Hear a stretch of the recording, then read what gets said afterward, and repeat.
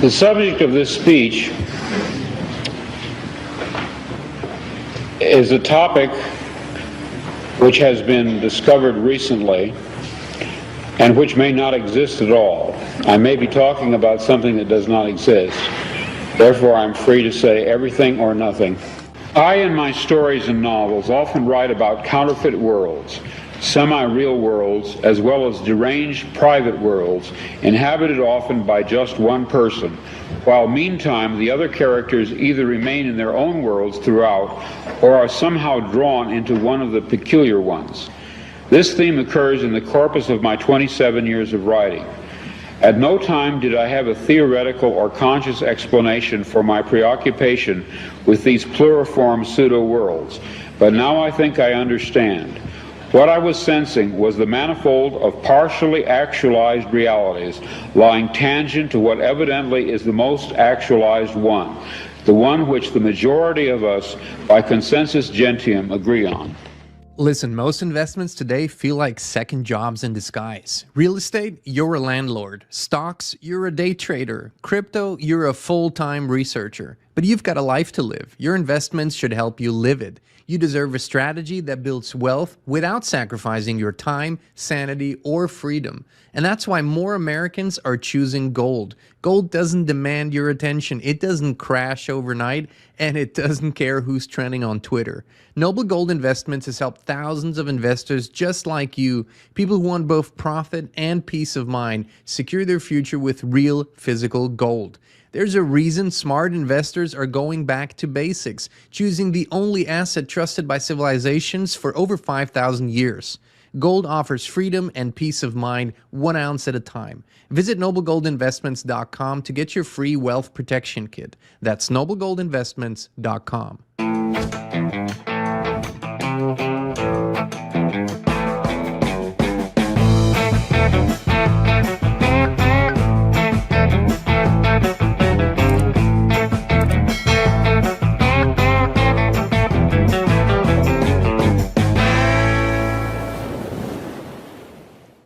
Hey, Inspired Tribe, my fellow freedom lovers. It's John Nolan here. Thank you so much for tuning in. It is Thursday, July 31st, 2025, and we're going out of the matrix into prime reality. It's going to be quite the show today as we're talking about this. Thank you for joining us on X, Rumble, and YouTube. Thank you to our wonderful moderator, Ronnie. Of course, the wise thumbs in the live chat, Christine as inspired, and everyone else. It's wonderful to see you. Thank you for joining us. All right, my friends. Well, first, let me lead by saying that no, you're not crazy, and I mean this. Over the last years, we have received so many stories from friends, from family members, from you all, about extraordinary experiences and at a volume that no one has ever experienced before. So, you know, at some point, and I've had a conversation about this with someone yesterday, at some point you can mathematically exclude coincidences, which we don't believe exist at all, but at some point you can exclude even the possibility of a coincidence.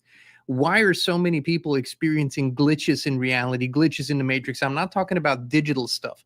I'm talking about out in the world, walking, seeing something that you just cannot explain. And I'll share a few stories today. People all over the world see planes that stop midair, and there's no other explanation. When you walk, so you're moving at a very, very slow pace, and all of a sudden you look up and that plane just stands still rather than flying, that is a glitch. There's something clearly happening in that moment. Deja vus. Why are these experiences so prevalent? Mandela effects. We're going to go through all of them. Surprising ones that we seem to forget, and what the explanations are. And I'll say this too. I think that us exploring these things and the possible explanations is more important than you might possibly know.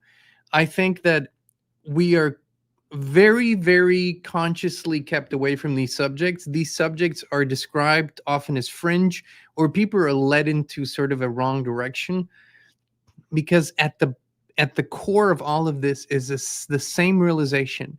It's the same observation. It all leads to the same point, which is ultimately liberation. But so many people want to stay in their safe zone, in their comfort zone, and they're afraid to look deeper into this. That's what we're going to do. So I will play, before we go deeper into this, I'll play the clip by Philip K. Dick, which many of you might know, a very, very famous science fiction author. But he has, over the years, while he was alive, he passed away at a young age, probably most likely was unalived. Somebody criticized me for using that word. But hey, was unalived, most likely. During his lifetime, quite, strange for an author, he was under surveillance by multiple agencies, FBI, CIA, NSA, and others. Broken into his house, manuscripts were stolen, his work was examined, his unpublished work was examined, because the guy was onto something. Clearly, you can see it in his writing. He wrote The Minority Report. He wrote, The Man in the High Castle.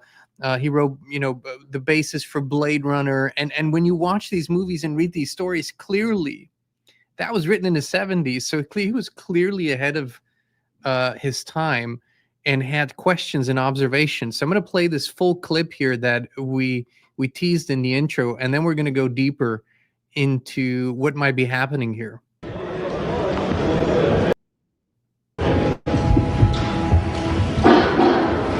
okay.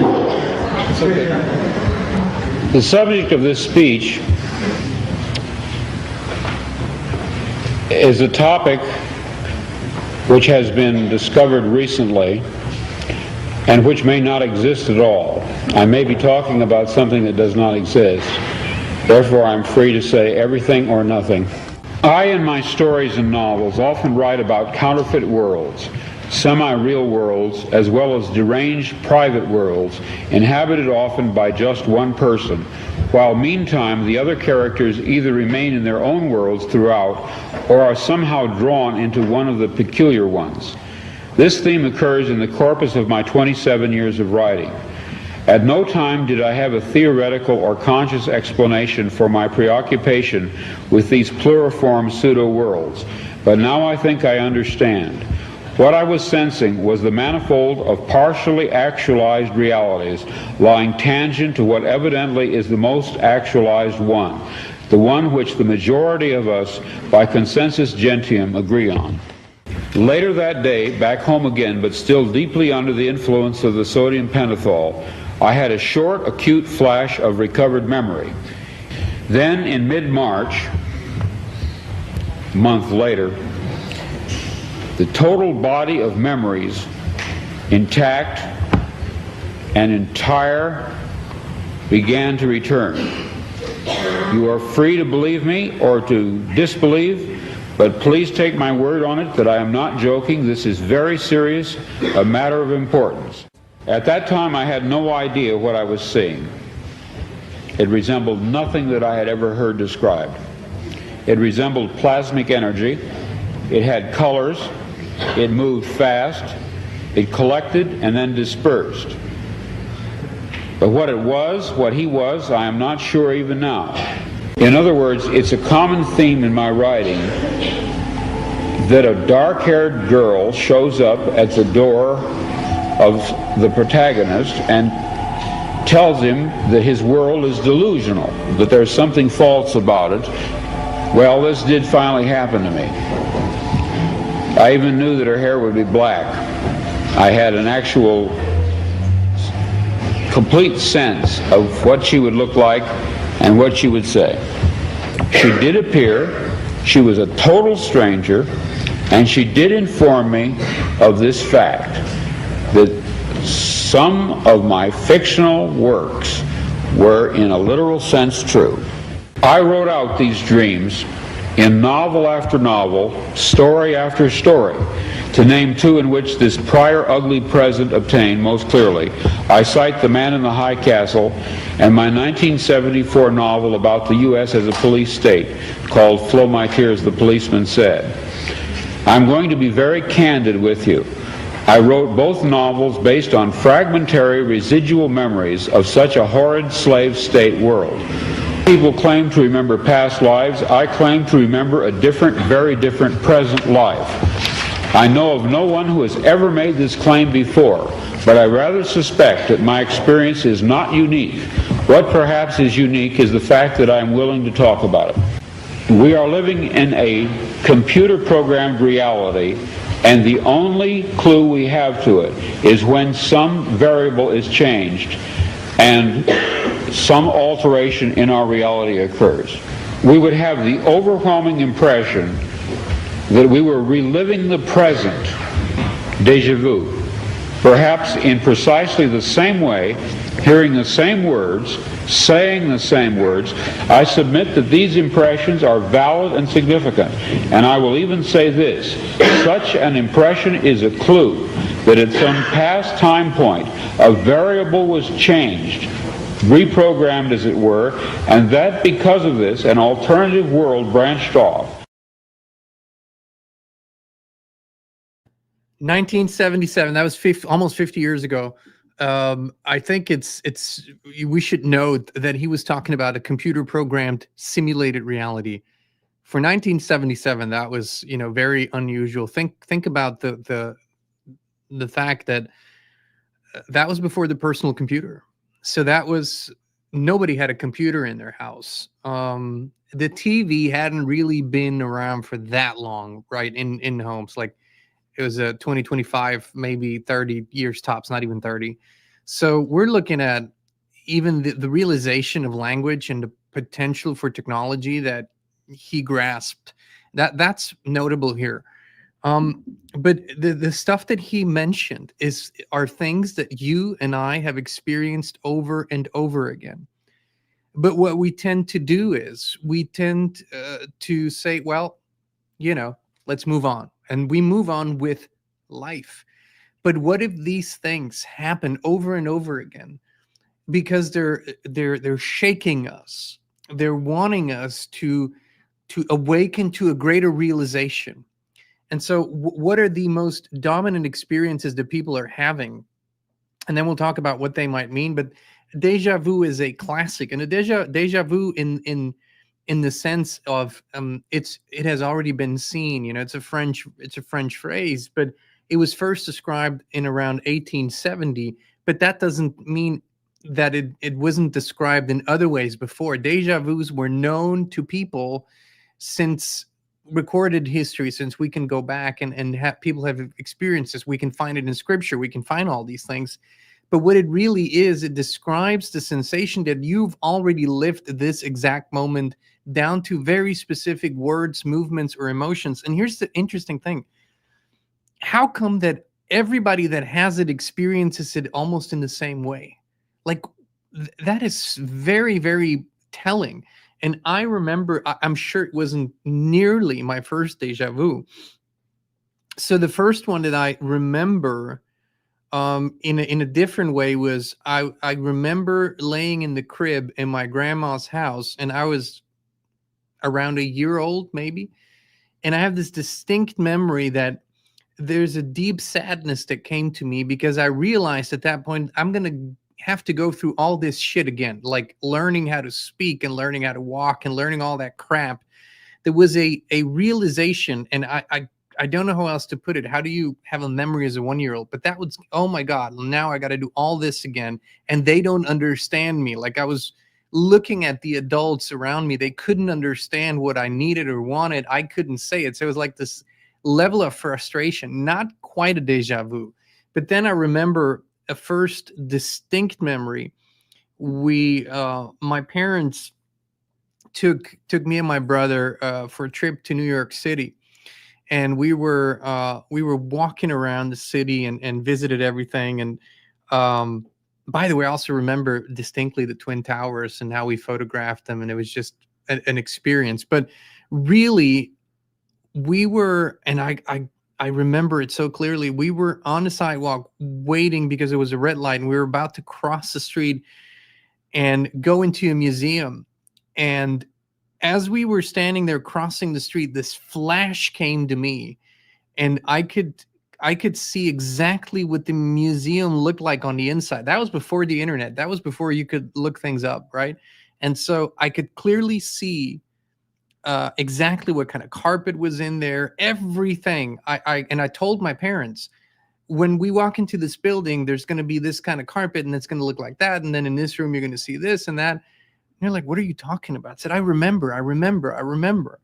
Of course, they kind of didn't really pay attention, like, yeah, sure, but whatever. And then when we walked in and it turned out to be exactly as I described it, they were kind of shocked. They said, did you see a movie? Was it on TV? I said, no, it came to me like it just came to me. Deja vus are happening, and they're sometimes happening at an exponential rate, I think, for people recently. And it is this eerie feeling too. It's like, do you know the feeling when you try to remember someone's name, or someone's or the name of a brand or something, and it's almost there, like you can almost it, but it's not coming out. And I think when we have deja vus, it's like we're tapping into the vastness of memories from wherever they come, and we can all almost grasp them. And for a moment, we feel it. For a moment, we know what the person is going to say. We've lived this before. We know exactly what's going to happen. And it's like, and then it contracts again, and then it goes away again, right? But these things happen. And are we tapping into a parallel world where we're living this experience? Are we tapping into a memory? Is it a time warp? Is time looping? Are we reliving the same things over and over again? Are we reliving timelines? Are we reliving lifetimes? Well, all of these are possibilities, and I don't want to exclude any of these. But I do believe that things are happening simultaneously in multiple and an unknown number of parallel realities.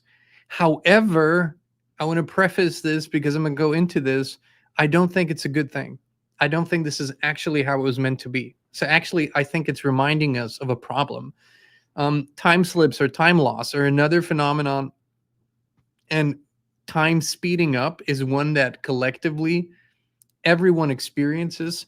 Christine just had a conversation with our middle daughter, Kiara, who is in her 20s. So life seemed to, back then for us, it was like time for us seemed to move pretty slow. And then when we talk to older people, they would say time goes really fast. So the conventional wisdom was, hey, when you get older, time goes faster because you're closer to the end of your life. That's not true anymore. Children, teenagers, people in their 20s, everybody's experiencing time faster and moving at a much more rapid pace. And there's not enough hours in the day many times. But time slips is not just time speeding up, it's also losing time.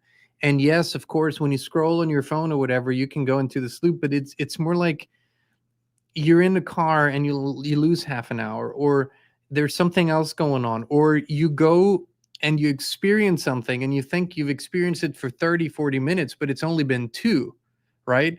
I mean, I don't know if whoever meditates here, but I've had experiences in meditation where I completely lose sense of time. I think it's been 15, 20 minutes and it was 2 hours. I've had these experiences, and this seems to be happening, these jumps, loops, shifts, warps, and clearly it must mean something. And oftentimes it goes beyond singular perception. When people are traveling together, they're on a train, on a plane, in a car, they're doing something, and they all have the same experience. Now that goes beyond individual perception or your mind playing a trick on you. When multiple people have the same experiences unprompted, now that points to a bigger picture.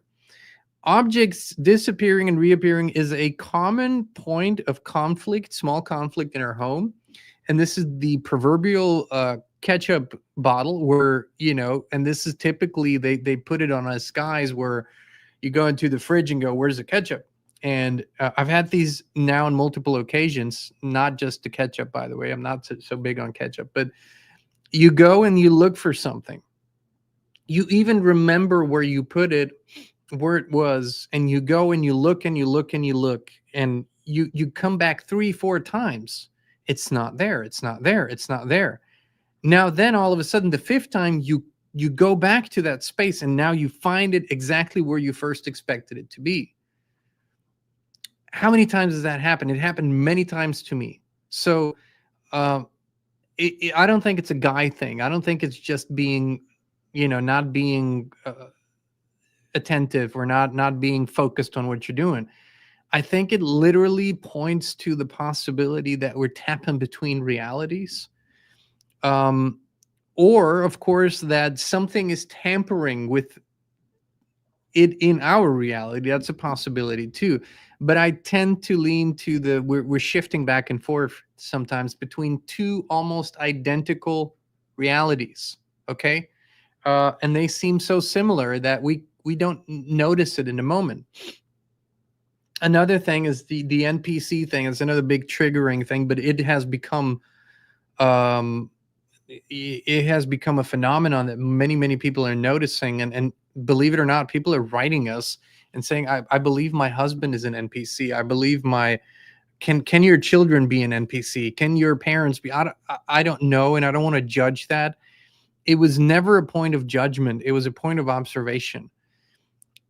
You can see that there is a significant number of beings out there that look like humans, but if we were to attribute certain core qualities to humans, they don't have them. And when you accidentally start a conversation with them, it's the person on aisle 7 whom you usually would never talk to. You just walk past them, but you do start that conversation just for shits and giggles. It's like the program has to first download before they can go beyond, hi, how are you? And I've had this now happen. I've tested this where I go and talk to people whom I would have considered just non-interesting. Like I go about my day and there's just folks there. Like I'm not interested in talking to everybody. So I would specifically go to a person that I usually wouldn't go to and just strike up a conversation. And it was like very, very strange, because beyond a few words, like like polite chit chat, there was nothing there. It had to download into the person first a program, a story. And it's this famous thing. Have you ever seen your neighbors walk in the groceries? Well, yes, but only a handful of times in all of my years. Only a handful of times in all of my years have I ever seen neighbors walk in the groceries, to carry the groceries in from the car. Interesting. Don't know what that means. And then we go to the Mandela effect, which has been hyped, of course, greatly. And there's a lot more to it. But one of the most interesting thing about the Mandela effect is that this mass misremembering, or mass different memories of events, places, brands, whatever, movies, has really started in the years after the CERN activation. It's true, or at least a phenomenon of it has started. I don't remember having, the experience of, oh, there were 10 of my friends that misremembered something in the exact same way. But I will say that there were some mismemories of multiple people before Mandela, before CERN. But basically, the Mandela effect is vast numbers of people remembering something differently. Like, like Nelson Mandela not having died in a prison in the 80s, but actually getting out of prison and becoming president. Now, I happen to be one of those people who didn't remember him dying. I did remember him becoming president. But I know plenty of people who said, no, the guy died in prison. I remember the news reports. I remember seeing all of that. And then when he actually died, they were like, what the hell? The guy died 20, 30 years earlier. So there's that. And then there are all these brand names, the Fruit of the Loom and the Bernstein Bears and the Ford logo and many other instances, down to the Shazam movie. You might have heard that one, that supposedly didn't exist. So there's a lot of things. One that was sort of strange for me is because I'm an artist and songwriter. I'm into music. I remember the lyrics of thousands of songs. Okay, details matter to me, and I listened to Queen's "We Are the Champions" a million times. Love that song, and I remember somebody saying on the internet, "What does the song end with?" And I had a clear knowing, yeah, this is how the song ends. And then I listened back to it, and it didn't end that way anymore. It was like it was completely missing. The end was completely different. And this is something that, after a certain time and after 10, 15, 20, 30 instances, you sort of can't say, hey, it's a coincidence. I will run a theory by you all in a little bit here as to what could contribute to this and has been said contributes to this. However, I don't believe it's the whole story. So that's the Mandela effect. One that many of us have had is the waking up in a new feeling world where we suddenly wake up one morning and something feels subtly or not so subtly off. Like places feel different, or the whole storyline feels different. I've shared this over the years. This was our 2011, 2012 experience. And I remember it distinctly. We were building up, and Christine and I had been part of groups and people who were out there speaking publicly and teaching and talking and listening and getting together and expanding and meditating, all the good stuff. And we remember that there was a worldwide momentum of awakening happening in the years 2009, 10, 11. And then I remember that we had built up this huge momentum together, and it felt strong and felt powerful. It felt like we were this close to a massive shift. And then I woke up one morning and I remember asking, what happened? This momentum is gone. And then when I started to go out there and look for certain things that should have been there, they weren't there. It's like, where did everything go? Where did all this work that we had done go? Like it all disappeared. It's like the energy, it seemed like almost overnight movements had disappeared, people had disappeared, and the world felt plastic to me. That's literally what I kept saying. It's like everything feels plastic all of a sudden. I can't explain it, but it's like something happened. And I remember distinctly thinking, oh my God, now we're going to have to build this up again. We're going to have to go through this whole thing again. And we did, we did build it up again. But having this experience of waking up one morning, and it can also be something in your life, not just in the collective, but you can wake up and feel like things are missing. Or you bring something up to a family member, a memory, and they go, I don't remember that. That didn't happen. Up to significant things like car accidents and stuff like that. So, those are things that people experience. The synchronicities, of course, a big subject that many people put a lot of importance on. And I think synchronicities can be a very beautiful thing, and they can also be a very deceiving thing. In our digital world, the AI, for example, the AIs are all programmed to help you see or create synchronicities because so many people pay attention to it, and it's for so many people a sign of, oh, I'm on the right path. So let's just say you want to sell a lot of products. Let's go with greed. Then you can induce algorithmically a lot of digital synchronicities for people, where if you have the data, if you can listen to their phones, if you can listen to what they're saying into their phones microphones, if you can track their behavior, if you can compare their behavior to millions and hundreds of millions of other people's behaviors, you can anticipate. The algorithm can anticipate what a person will resonate with mathematically. And so then there are digital synchronicities that are being produced. Okay, so let's leave those aside. Those are fake synchronicities. But then there are many, many beautiful analog synchronicities that just happen. You walk into a room and the conversation goes, in a specific direction, and then all of the dots start to connect, and you just go, wow, talking to a stranger, but this is crazy. Like it's off the hook. So synchronicities, I believe, inform us of an invisible, maybe an invisible screenplay, something like that. So it's similar to a deja vu in terms of, oh, something has already been prepared here, and I'm walking into it as I was planning to do. So on another level, you kind of remember where you have to be in this play here, and what do you have to do, or when you have to do it. And then when you do it, there's sort of these things come together, and they show you, oh yes, right, this is how it's supposed to feel. Cool. So they can be good, they can be very powerful experiences, but beware, everything that exists in a real way is also always being copied and used against us. Everything. There's a copy or multiple copies or simulated versions of every real thing. So not everything is a real synchronicity. Just saying. So, and then there's something called conversation predictive echo.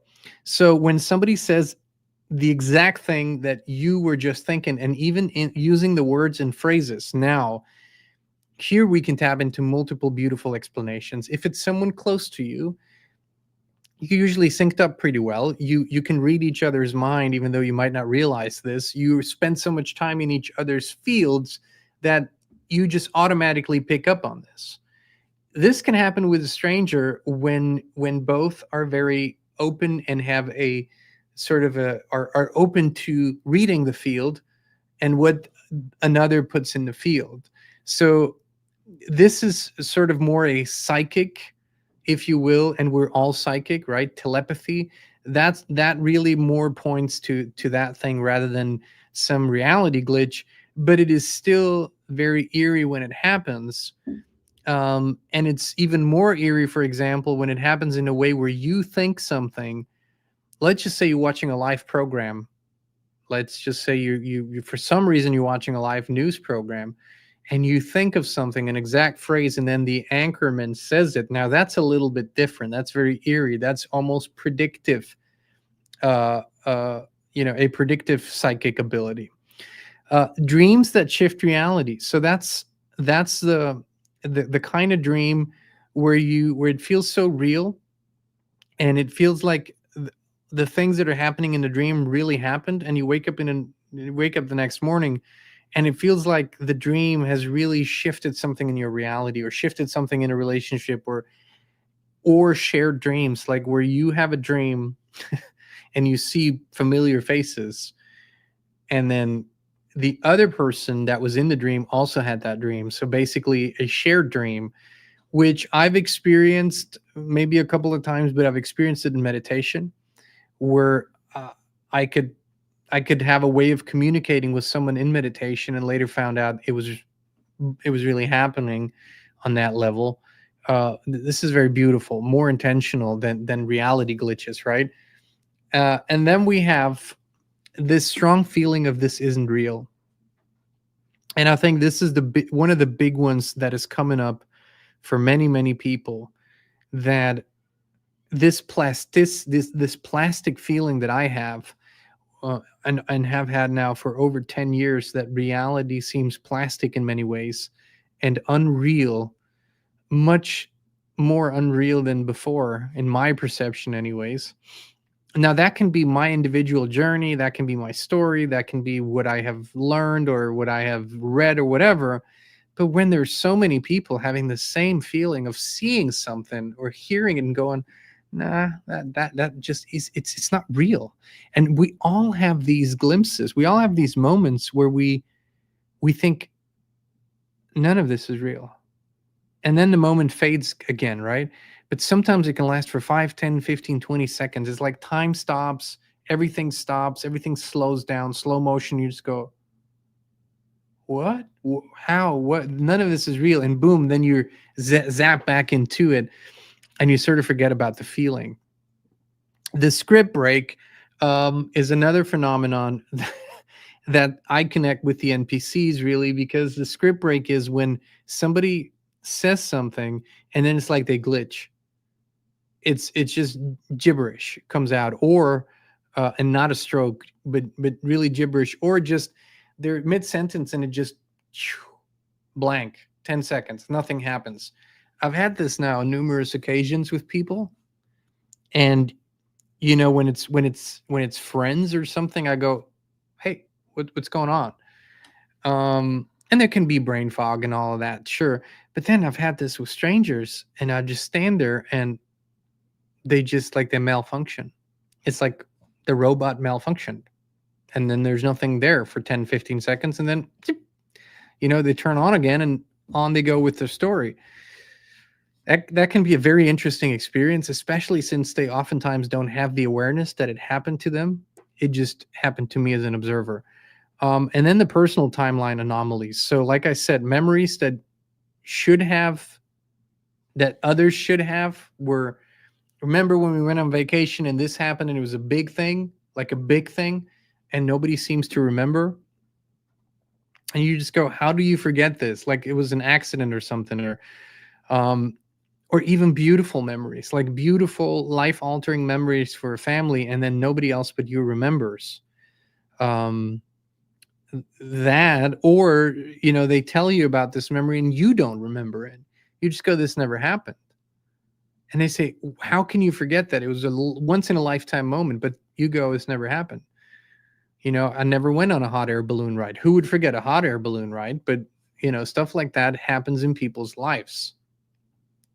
So now let's go into the possible explanations, and this is where we're going to go a little deeper. The simulation or the construct theory, very triggering. Probably one of the most triggering subjects lately in our world anyways, where people don't want to believe that that could be possible. Okay. So then let me say where I am currently. There's only one thing that I have no doubt about whatsoever. One singular thing, and that is that we are limitless co-creators at our core, at our essence, limitless co-creators. So there's really no limit. Now, can we ignite this? It's a whole different story. What would we need to ignite all this or bring it back? But that's the only thing that I know at my core. I'm infinite and limitless. I know this. This is not something I believe. This is not something I ponder on. That's what I know. I don't know anything else for certain. This world most likely is not real in the sense that something that is real does not change. It does not glitch. It does not shift. Something that is real must be, for it to be real, it must remain this way. Otherwise, it's not real. And so this world, to me, is clearly a construct of some kind that exists separate in our perception from others. That's the one thing.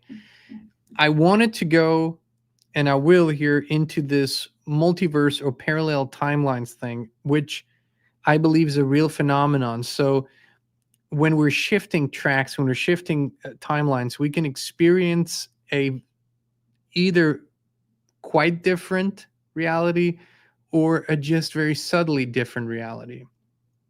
I think we tap into it. And it has been said by many teachers and authors and speakers that we split off and exist in a multitude of parallel realities. And like I said in the beginning, I don't think that's a good thing. So I think this is part of the construct simulation. It's a problem. Why? Because I don't think we are meant to be split off and fragmented and shattered into many pieces, but most people are. And that's why they have literally so many identities, because they exist throughout dimensions and timelines simultaneously, and hence their energy, their potential, their everything is fragmented. So I don't think that's a good thing. I think it's some sort of program that's running in this construct that makes that happen, or that we can interact with, and then it happens. I actually believe that it is part of our part of our quest in this life is to bring all these parts back into one, into coherence, to call all these parts home and to bring them into balance again, to bring them into unity again, which is what I think happens when you go in introspection, prayer, and meditation for longer periods of time, years and decades. And this would be confirmed by the yogis and the teachers that uh, the what people perceive to be saints. I think that's what they've done. They have self-actualized fully again. They have called back all their fragmented parts. They've healed all their fragmented parts of their psyche, of their spirit, and they've brought everything back together. And so then they live in truth. There's no more deception. There's no more, they see the truth exactly for what it is. And they also don't have judgment over that. They just know it. And that's when they transcend all the lies, the deceptions, the crap. They're just very clear on what is and isn't. And so I think, yes, the multiverse and the parallel timelines are a construct thing, but they are not serving us. I think they are fragmenting our energy and our co-creator power. So we actually, in certain meditations and rituals, we call back these parts. We bring them back into coherence. And when you do that, and when you consciously do that, and you consciously call them back and bring them back into coherence, you will feel an increase in energy, because we weren't meant to be fragmented. Consciousness or spiritual awakening is one explanation, of course, but this kind of all goes hand in hand. A spiritual awakening to me just means that you start seeing with your spirit eyes more than you see with your physical eyes, your spirit eyes having no limitations, and you start perceiving much, much, much, much more. Not all of it, it's sort of a gradual thing. So the more that people are on their awakening journey, which it's not a pedestal to be on, it's just something that seems to be inevitable for many people, the more they seem to have all these experiences, and the more they could think I'm going crazy, when really you're just beginning to connect with all these other parts of you. You're beginning to realize that sometimes you're seeing through the other part of you. Sometimes you're seeing from that other reality, from that parallel timeline. Sometimes you're seeing from spirit perspective, and it can be overwhelming when you don't have a concept for it, right? When you don't have a frame of perspective for it. So that's what the spiritual awakening in general, I think, brings. And then the consciousness field disruptions are really just when we sort of abruptly shift into something else. It can be disruptive for our systems. It can be disruptive for our perceptions. That's just also in a beautiful way when we walk into a consciousness field, a high consciousness field. That can be a sacred site. That can be somewhere where people meditate regularly. It can be a church when there's beautiful prayer there. When we walk into a high consciousness field, sometimes we can literally, it's like everything's opening up and we can feel more, we can see more, we can sense more. There's a greater sense of peace, but also downloads information, and even healing happens, right? So this is what happens with consciousness fields, and that's why we always encourage people, especially when you meditate a lot, to experience it in a constant high consciousness field, like with FLFE. That's why we love when people give it a try. And if you feel inspired, highconsciousnessfield.com, you can learn more. And then, of course, that's a big subject, the CERN or other technological distortions or disruptions. So chances are that if we know the name of a technology, it is minor in impact versus the things that we don't know about. So when people talk about CERN, I do believe, and I think it most definitely had some huge impacts, but I am more interested in the things that we don't know about, but that I sense exist. Those technological disruptions, and this is what I think is happening. Let's assume for a moment that what we're perceptually experiencing is a technological grid. It's some sort of electromagnetic grid that continually feeds us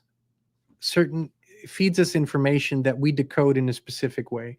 So the simulation thing. So that's a technology far, far, far, far, far beyond our current understanding, and probably ancient and futuristic at the same time. So imagine if something or someone would want to disrupt that field from within. So basically, these we're talking about technologies that from within try to mess with the technologies that create this simulation, create this construct. So it's like somebody creates a technology within the video game to disrupt the video game. And that's, I think, what we're seeing very, very often happening, because I think there are conflicting groups. There's not a coherent one group I think these are conflicting entities. They're at odds with each other. So that is happening. I'm fairly certain. And that is might seem like something that makes people depressed or sad or worried. However, all of this information points to one thing.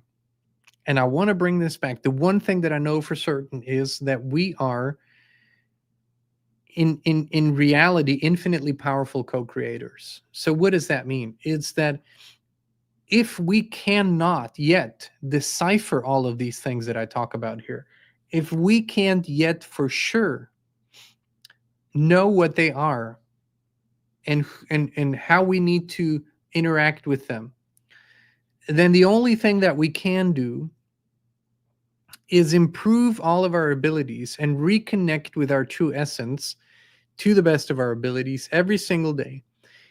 Because this has been my personal experience. The more that I expanded on my inner journey, and the more that, and this sounds so woo-woo, it's nothing woo-woo. It's like you're going and you're looking for all your parts and you're bringing them back home, and you're connecting to the highest, to spirit, who you are at the core, and you bring it back home, you bring it back into coherence. And then I think we will look at these things without any fear. We can look at them for what they are, and we also find a way to wonderfully transcend them, which is what all of this is really about. All of this is pointing us very clearly to we have to go within. We can't push and pull out there, because frankly, there is no out there. So we have to return to that natural, balanced state of being. And we learn what helps us get there, what helps us feel it and experience it, and we also learn what doesn't. So the question then is, why do we still keep doing things that don't help us? So we must be clear on what we say yes to and what we say no to. In my perception, deciphering exactly what this reality is, how it works, down to the details, the nuts and the bolts and the programs, I think it's not only possible, but I think we will achieve this within our lifetime. And we have to, frankly. It's the greatest level of insanity to live in an environment that we don't fully explore. And I'm not talking about cutting things open. That's primitive exploration. That's 3D science exploration. I'm talking about spirit exploration, where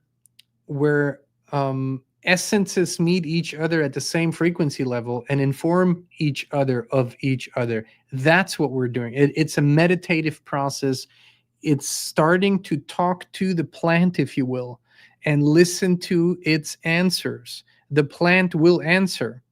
Even if you don't chew it or drink it or don't do the psychedelics, the plants will answer us. The trees will answer us. The animals will answer us when we tune into their frequency, and they will inform us about their essence, what they truly are, or if they're manipulated, or if there's something else going on. We can do the same with the field. We can do the same with the construct. Everything can be revealed when we focus on that.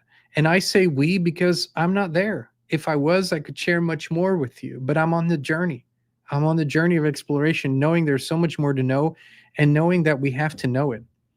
And this idea that we just focus on enjoying our lives as the Matrix would want us to live, that's detrimental.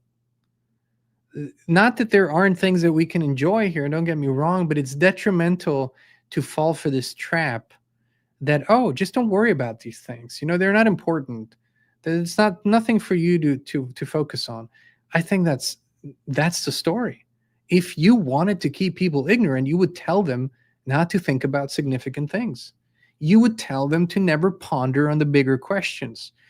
You wouldn't want them to be in meditation and deep prayer and exploration. You wouldn't want them talking to the plants. You'd do everything to distract them from that. And so this is why this subject matters. You're not crazy at all. You're much more whole and you're much more healthy than you think if you're having these experiences. When you start seeming crazy to the world around you, you're doing nothing wrong. Now, if your behavior is dangerous, violent, or anything like that, something obviously is off.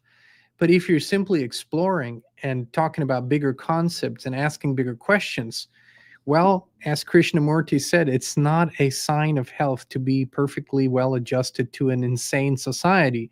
This is an insane world in many ways.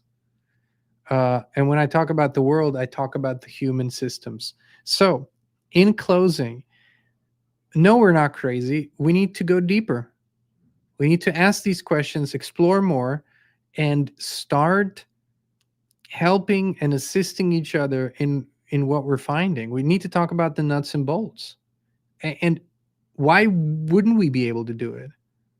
So the question here is, while we're living in this construct, can we explore every truth there is to know about it? I used to think no, because I was sort of introduced to the great mysteries of life and we're not to know them. And I think that's bullshit. Yes, I think we can. But it has to matter to us.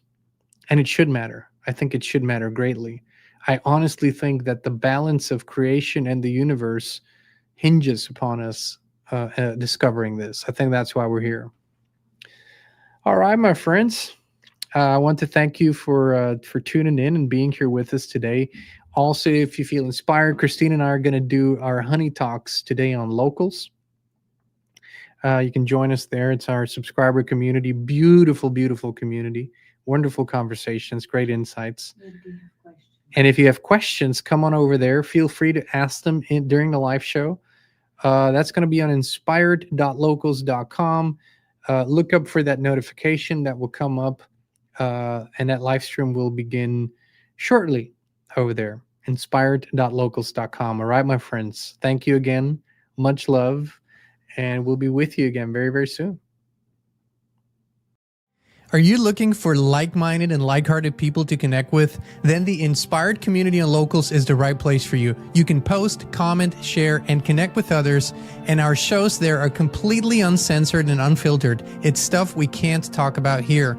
It's such a great community, and there are zero trolls. We keep the subscription fees super low, so 19 cents per day. Keep the trolls away. Join us today at inspired.locals.com. We can't wait to see you there.